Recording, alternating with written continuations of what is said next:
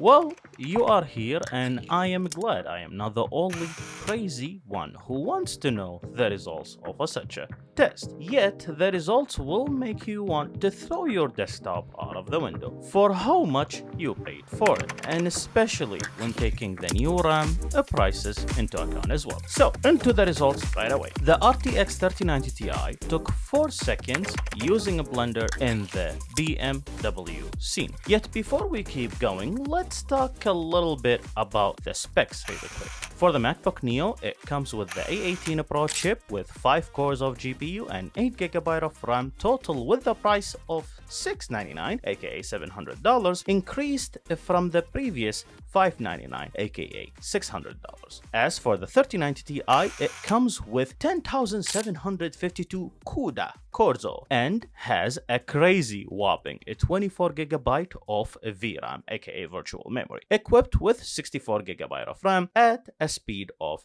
5,200. So in theory, the 3090 Ti should smack the MacBook Neo in the face. At least that's the idea. Well, we know already the first project out of the two that I will test. The first one took 4 seconds with the RTX 3090 Ti. And again, that is the BMW scene using a blender through cycles, GPU only, using optics with the Blender 5.1. For the MacBook Neo, it took 12 seconds to render the same scene, which is the BMW scene, which means that the RTX 3090 Ti, the desktop version mind you, in terms of time difference, is about 66% faster, meaning in terms of performance, it's about 2 times faster than the MacBook Neo. Yet here I have a question that I want to ask you. Are you paying only double the price of the MacBook Neo with the RTX 3090 Ti? Well, before we talk about the value here, let's take a look at the second project, which is the Lone Monk project, because that's where the real difference comes into place. And by the way, if you want to download those projects and test them yourself, then check the descriptions for the links. On your way there, please hit like and also subscribe, which will help me greatly. Now into the results. The RTX 3090 Ti desktop version with CUDA cores using cycles and GPU only, it took 6 minutes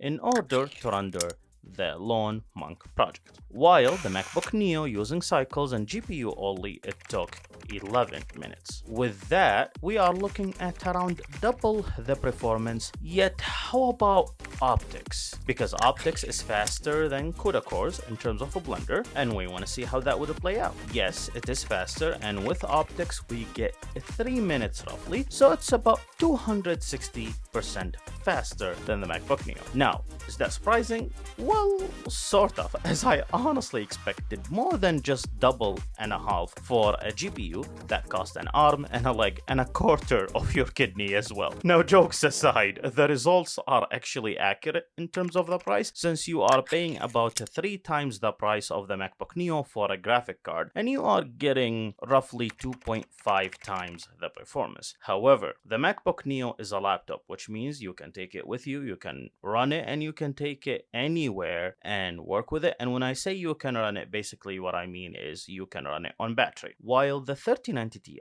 the desktop version, needs a CPU, needs RAM, and we all know right now we are in RAM Armageddon, and a storage SSD as well, which again, we are having a shortage of that as well, plus a case and cables and so on. And it's a stationary workstation and it does not move. So is it really worth it in that case to pay $1,500 roughly for a used 3090 Ti, as that's the price of them right now on the market? Now, let's go into the second test scenario, which we will do together. So please go ahead and unplug your graphic card from the power supply on your Windows PC, and then do the test using Blender 5.1. And let me know how the results would go in the comment section.